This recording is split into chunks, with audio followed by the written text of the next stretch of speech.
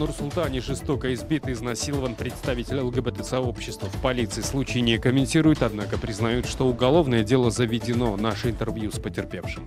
Я просто хотел перерезать себе вены. Это было настолько ужасно.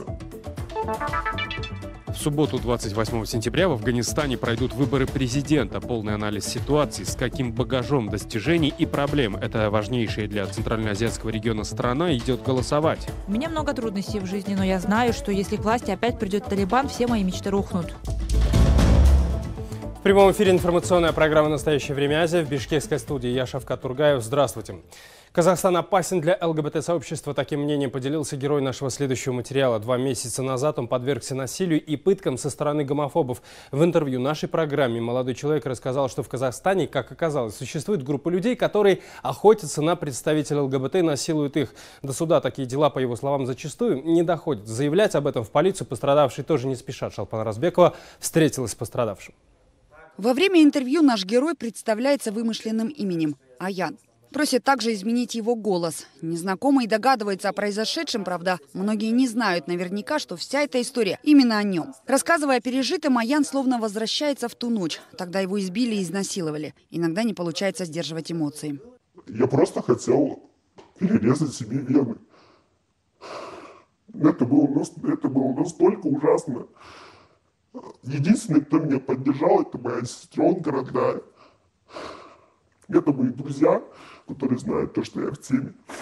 В Казахстане афишировать свою ориентацию Аян пока не готов и уже подумывает покинуть страну. Он и не подозревал о существовании неких гомофобных сообществ у него на родине, поэтому и мысли о том, что в стране настолько все сложно с личным выбором, до того дня не возникало. Хотя скрываться все же приходилось. Касаемо ЛГБТ вообще в Казахстане, это просто нету сравнений, наверное, с этим. Почему? Потому что вынуждены вечно прятаться. Незадолго до того злополучного дня Аян расстался с молодым человеком. Утешение решил найти на сайте знакомств. Познакомился с другим пользователем и назначил встречу. Говорит, новый знакомый под разными предлогами, обманом завлек его в квартиру. Аян, говорит, сразу дал понять, собеседник не в его вкусе. Позже к ним присоединился еще один человек. Тут же начались оскорбления. И затем заходит тот бугай. Задал такой вопрос. Ты что, пи***? Как только я хотел выйти, никак дверь не открывается, вижу, что где-то доля секунды, и мне в голову врезается, что ага, я попал. После этого он сказал, типа, ты никуда не пойдешь, мы из тебя сейчас будем делать натурала. Пытки длились всю ночь. По словам Аяна, ему сломали ногу, прижгли утюгом, разбили лицо и несколько раз чуть не задушили. В итоге изнасиловали. А затем потребовали вызвать других его друзей, чтобы поступить с ними так же. Отказ от полуживого и истекающего кровью Аяна был воспринят очень агрессивно. Я им просто показал средний палец. Говорил, я вас не таким же путем, а законным путем буду гасить. Я буду желать того, чтобы с вами также на зоне сделали это. После этого они просто озверели, начали опять меня уже бить, пинать. Я уже, знаете, в состоянии шока не чувствую ни боли, ничего. Я тупо слышу хруст какой-то и глухие удары. Комментировать этот случай в полиции отказались, но о том, что уголовное дело заведено сразу по 3 статьям, подтвердили. По данному факту проводится досудебное расследование по статьям о насильственных действиях сексуального характера, вымогательство и незаконное лишение свободы. Подозреваемые задержаны и водворены в следственный изолятор. Назначены необходимые экспертизы. Теперь Аян очень хочет покинуть Казахстан. Он понимает, что здесь жить ему не дадут. Даже несмотря на существование ЛГБТ-движения, жить человеку с нетрадиционной ориентацией в Нур-Султане очень сложно, говорит пострадавший. А вот журналист сайта Коктим, целью которого является формирование ЛГБТ-сообщества, отмечает, что жертвами тайных гомофобных сообществ в последнее время становятся очень многие. Насчет группы я точно вам не скажу, такой информации мы не получали. Но я могу сказать насчет вылавливания, это не первый случай. То есть расследование велось мной лично. И есть 15 потерпевших, которые, из них только Аян готов давать, скажем так, интервью. Но это разные насильники, это разные люди. Дело Аяна расследуется уже 2 месяца. Сам молодой человек сегодня переживает самые трудные дни своей жизни. Большинство родных от него отвернулись. Работу пришлось оставить. Средств на существование тоже нет. Но и немедленно покинуть страну он не может. из-за родных. Да и судебное разбирательство Аян намерен довести до конца. Шолпан Уразбекова, Павел Ингельгард. Настоящее время. Азия. Казахстан. Российский шоумен Андрей Малахов отреагировал на возмущение кыргызстанцев. Несколько дней назад в эфир вышел выпуск его авторской программы, в которой обсуждалась гибель сына российского миллиардера. Мотоцикл, которым он управлял, столкнулся с автомобилем кыргызского таксиста. Кыргызстанцы посчитали, что ведущий ток-шоу допустил шовинистские высказывания в адрес мигранта и потребовал извинений. Джибек Бегалиева продолжит. Страницу российского шоумена Андрея Малахова вот уже несколько дней атакуют пользователи из Кыргызстана. Последняя публикация набрала более 27 тысяч комментариев, тогда как под предыдущими постами их не больше 2000. Привет, Андрей. Ваше высказывание в адрес кыргызстанцев очень сильно разочаровало нас. Мы требуем извинений. Вы оскорбили всех кыргызстанцев без суда и следствия, обвинив нашего соотечественника в убийстве. Речь идет о выпуске программы Малахова, в которой обсуждалась гибель сына российского миллиардера. Мотоцикл, на котором парень ехал по Москве, врезался в автомобиль российского таксиста. В аннотации к видео на сайте телеканала «Россия-1» указано, что трагедия произошла при загадочных обстоятельствах. При этом авторы ток-шоу подчеркивают, вчерашнего студента, всего год назад приехавшего в Москву, сейчас защищают дорогие адвокаты. Кто за рулем, понимаешь, 23-летний какой-то сопляк, который приехал из другой страны, пару месяцев работает в такси, да, которому там дай $100 тысяч, который сделает счастливым всю ему семью, весь аул, понимаешь, и всех родственников до конца их дней, им не заработать такие деньги, где зарплата там 10. Кыргызстанцев возмутил не только тон ведущего, но и то, что он на протяжении всей программы пытался связать гибель россиянина с бизнесом его отца. Общественный канал «Россия» транслирует откровенные домыслы ведущего, которые больше похожи на клевету и шовинизм. Когда 3 года назад сотрудник посольства РФ, находясь в пьяном состоянии, сбил насмерть гражданина КР, я не наблюдал таких публикаций в отечественных СМИ. Когда вы ушли из Первого канала, мы всей семьей перестали смотреть «Пусть говорят». Мы переживали, поддерживали вас. А вы таким глупым, да еще и нацистом оказались. Ужасный вы человек. Журналисты российских федеральных каналов действительно популярны в Кыргызстане. Передача Малахова «Прямой эфир» – одна из топовых у местной аудитории. Поэтому флешмоб с хэштегом «Малохов» только в Инстаграме подхватили около 1500 пользователей. Извинения от местного шоумена потребовали и депутаты парламента. Малахов был не просто высокомерен, он в самом уничижительном варианте высказался про целую нацию, тем самым оскорбив нашу страну. И это говорит гражданин России, страны, которую мы считаем своим стратегическим партнером и язык которой мы признали официальным языком Кыргызстана. Это шовинизм. На скандал посольство России в Кыргызстане отреагировало очень оперативно. Менее чем через день иностранные дипломаты опубликовали короткую заметку в соцсетях. Малахов не наш герой. В связи с высказываниями телеведущего Андрея Малахова можно сказать одно. Легко обидеть человека, но трудно с этим жить. Еще хуже, если оскорбляешь целый народ. Однако кыргызстанцы продолжают требовать извинений от самого Андрея Малахова. Звезды шоу-бизнеса, политики, активисты записали видеообращение. И вот всего несколько часов назад стало известно, что телеведущий все-таки отреагировал на возмущение жителей Кыргызстана. Малахов заявил, что выступает за мир, справедливость и свободу слова. Извиняться шоумен не стал, пожалев, что кыргызстанцы его неправильно поняли. Джибек Бегалиева, Самат Алжипаев. Настоящее время. Азия. Бишкек, Кыргызстан. Туркменистан отмечает 28-ю годовщину независимости. Это второй раз, когда дата отмечается 27 сентября, хотя страна провозгласила о своем суверенитете 27 октября 1991 года. Внятного объяснения, почему президент Гурбангулы Бердымухамедов изменил дату, нет.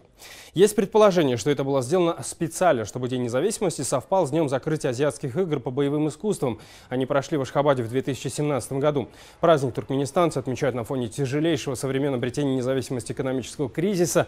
Он обусловлен нехваткой денег, дефицитом продовольствия и другими проблемами. Хотя государственные СМИ постоянно говорят о растущем благосостоянии народа. Многие правозащитные организации обвиняют власти Туркменистана в грубом нарушении прав человека. В рейтинге «Репортеров без границ» Туркменистан по уровню свободы прессы за 2018 год занял последнее 180 место, опустившись даже ниже Северной Кореи. Бывший член партии Исламского возрождения Таджикистана Фарход Одинаев задержан в Беларуси на границе с Литвой. Пограничники арестовали его по запросу официального Душанбе. Правозащитники говорят, что власти преследуют его за прошлые связи с запрещенной в Таджикистане партией ПИФТ. С подробностями Арслан Мударисов. Власти Беларуси по запросу из официального Душанбе задержали таджикистанского активиста Фархода Одинаева. Ранее он состоял в партии Исламского возрождения Таджикистана, ПИФТ, но вышел из нее еще до того, как партию запретили в республике. Правозащитники утверждают, что задержание Одинаева связано с преследованием как нынешних, так и бывших сторонников ПИФТ. Фарход Одинаев проживает в Москве и является гражданином России. Недавно получил польскую визу для участия в ежегодном совещании ОБСЕ в Варшаве. Он был зарегистрирован на этом мероприятии от общественной организации Eurasian Dialogue Institution.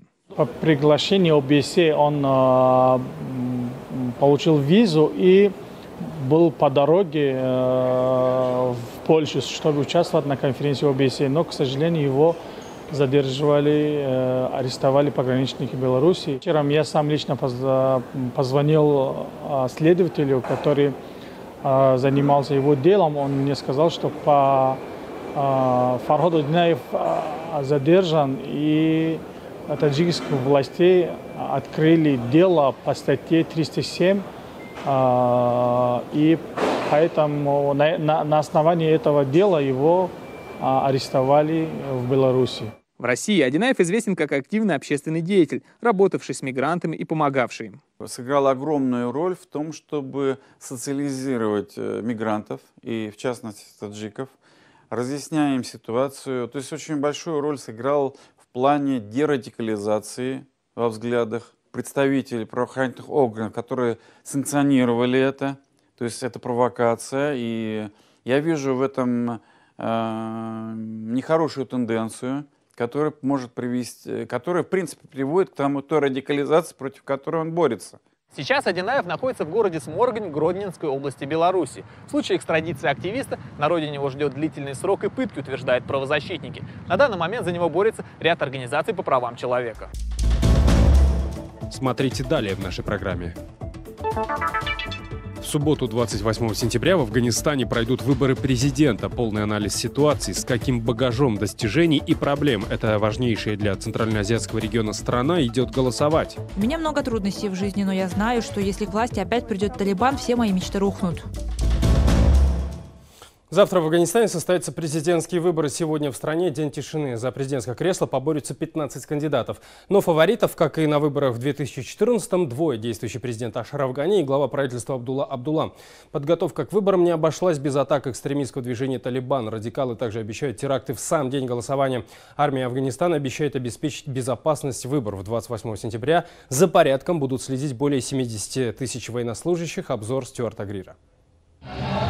Многочисленная охрана окружает Ашрафа Гани во время предвыборной кампании. Он баллотируется на второй пятилетний срок на посту президента Афганистана и призывает избирателей проголосовать, невзирая на опасения по поводу безопасности и фальсификаций. Приходите на выборы 28 сентября и сотворите историю. Однако выборы в раздираемом войной государстве сопряжены со смертельным риском. Кровь пролилась на одном из митингов самого Гани. 17 сентября при взрыве смертника из движения «Талибан» в провинции Парван погибло 26 человек. В день голосования немалая часть 9 миллионов избирателей может остаться дома, опасаясь за свою безопасность. Я не буду голосовать, потому что ситуация с безопасностью с каждым днем все хуже. Да и за кого голосовать не имеет никакого значения. Все это без толку, потому что ситуация с безопасностью будет только хуже. Это четвертые президентские выборы в Афганистане после свержения Талибана в 2001 году. Талибы уже 18 лет воюют с правительством, которое в свое время атаковали боевики Исламского государства и Аль-Каиды. Мирные переговоры между Талибаном и Соединенными Штатами провалились накануне выборов, и организация активизировала террористическую деятельность. Главный соперник Гани – Абдулла Абдулла. Всего в предвыборной гонке участвуют 15 кандидатов. Если Бог даст, мы обещаем восстановить безопасность по всей стране с помощью населения Афганистана. Абдулла Абдулла занимает пост премьер-министра Афганистана в результате переговоров при участии США после выборов 2014 года. Тогда из-за обвинений в фальсификациях страна оказалась на грани гражданской войны. На этот раз избирательные органы предпринимают дополнительные шаги, чтобы обеспечить прозрачность голосования. Для регистрации проголосовавших будут использоваться биометрические сканеры отпечатков пальцев. Такое уже было на прошлых выборах, но поступали многочисленные сообщения о технических сбоях. В устройство внесены списки избирателей. Когда избиратель приходит на участок, оно показывает его персональные данные. Стикеры сканируются и печатаются один раз. Напечатать их повторно невозможно. Однако власти, вероятно, не смогут открыть около трети избирательных участков. Речь идет о 2000 участков, находящихся на территории, где Талибан наиболее активен. Намеченные на 28 сентября выборы уже дважды откладывались, и бывший президент Афганистана Хамид Карзай считает, что их надо перенести на более поздний срок. Он опасается, что выборы раздробят нацию и будут способствовать эскалации насилия. Это как попросить человека с больным сердцем пробежать марафон. Сейчас не время проводить выборы, потому что люди не смогут принять в них участие. Выбирать должна вся страна. У всех должно быть право выбора. Однако молодежь, особенно те, кто будет голосовать впервые, полны решимости прийти на выборы, несмотря ни на что. Они надеются, что новое поколение сможет добиться политических реформ. Я знаю, что мой голос может изменить ситуацию в стране. Мы отвечаем за лучшее будущее для нашей страны, и выборы — это самое малое, что мы можем для этого сделать.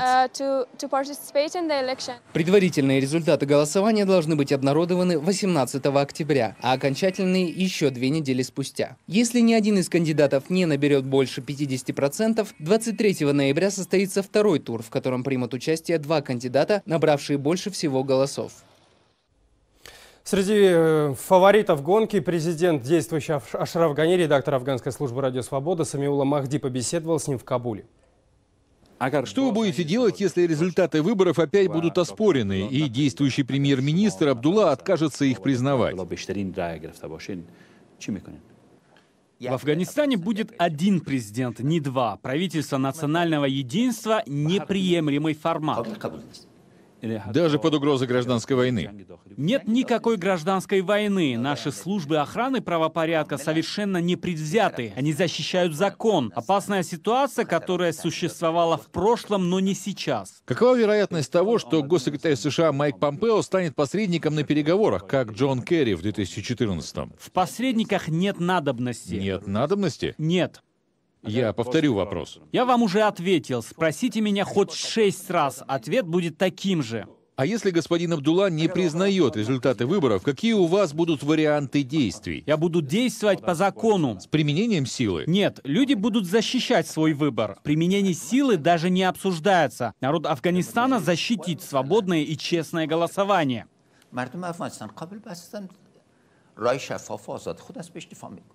А если победителем объявят господина Абдуллу, вы признаете этот результат? Если он победит, разумеется. Господин Абдулла обвинял вас в фальсификациях. Можете ли вы обвинить его в том же? Фальсификации надо сначала найти. Я не делаю неуместных заявлений. Если имеют место фальсификации, у нас есть соответствующие органы, такие как комиссия по жалобам в связи с выборами, которые могут найти их. Несколько дней назад посольство США в Кабуле выразило обеспокоенность по поводу безопасности, отсутствия равных возможностей и фальсификаций. Насколько это касается вас?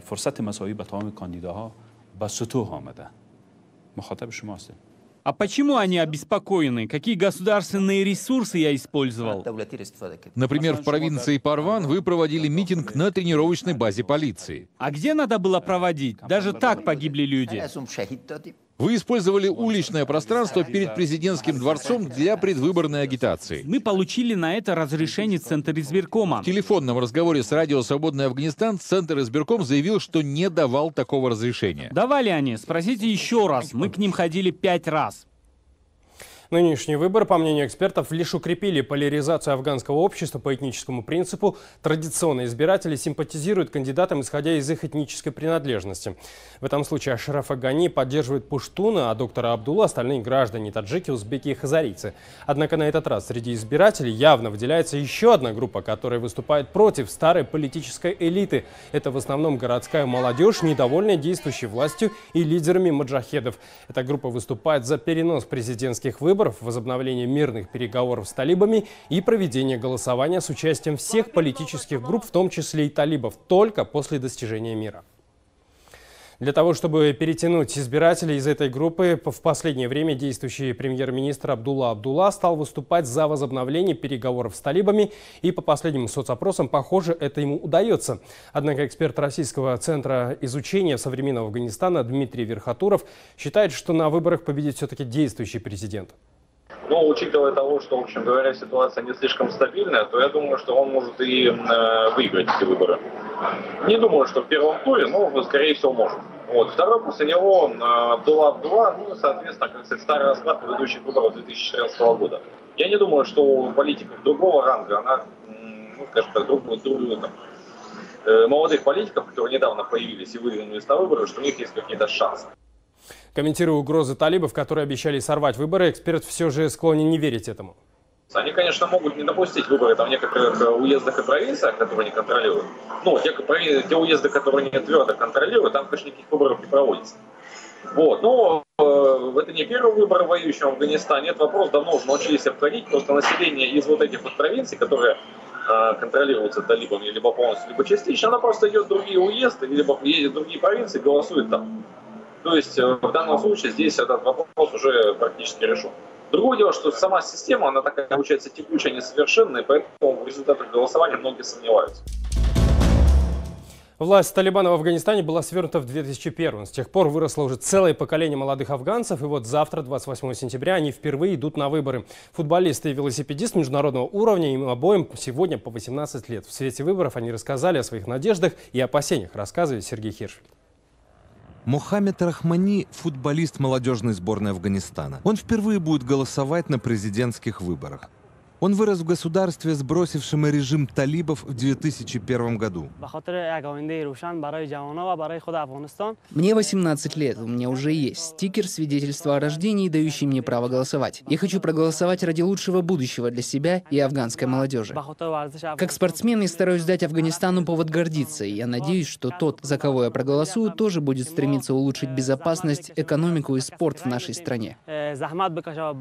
На выборах, которые пройдут 28 сентября, действующему президенту Ашрафу Гани противостоят 15 оппонентов. Во время предвыборной кампании талибы совершали теракты. Переговоры между Соединенными Штатами и Талибаном сорвались. Фатима Хайдари дважды завоевывала медали на международных соревнованиях по велоспорту. Мне 18 лет, и я бы хотела проголосовать за своего кандидата, который, как мне кажется, будет строить лучшее будущее. Ни моя семья, ни кто другой не указывает мне, за кого голосовать. За последние 18 лет, особенно за последние 2 года, я потеряла несколько близких друзей. Кто-то погиб на войне, кто-то из-за взрыва смертников, но зато я завоевала медали за эти 2 года. И я больше не хочу ничего и никого терять. Я хочу, чтобы друзья оставались со мной. 21-летняя Шамаиль Алказай участвовала в парламентских выборах в прошлом году. Ее волнует проблема образования и доступность работы для женщин. Я много потеряла во время правления президента Ашрафа Гани. При президенте Карзае были рабочие места, а при этом молодежь сидит без работы. Я много требую от своего кандидата. В частности, я хочу, чтобы они осуществили мои мечты. У меня много трудностей в жизни, но я знаю, что если к власти опять придет Талибан, все мои мечты рухнут. Опасения по поводу безопасности и фальсификаций могут снизить явку. Фатима Хайдари говорит, что молодые люди должны проголосовать ради самих себя. Я говорю молодым людям, если вы не будете ничего делать, не проголосуйте за того, кто, на ваш взгляд, сможет перестроить Афганистан, то вас ждет разочарование. Зато если вы проголосуете за достойного, по вашему мнению, кандидата, вас, возможно, ждут перемены к лучшему. Это были все новости, о которых мы хотели вам рассказать. Смотрите нас в социальных сетях, в эфире своих национальных телеканалов и в прямом эфире круглосуточного телеканала «Настоящее время» в Ютубе. Мы встретимся с вами в понедельник. Всего доброго.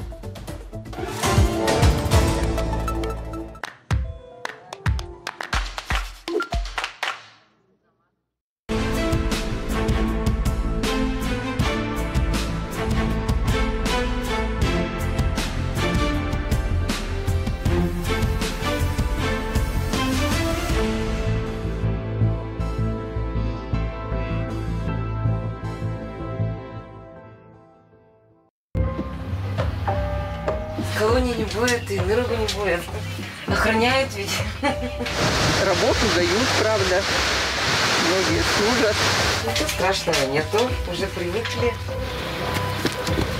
Это вот благодаря, наверное, остался колониям здесь, которые были за счет осужденных. У нас все хорошо, видишь? Если не предпринять меры, удмуртский язык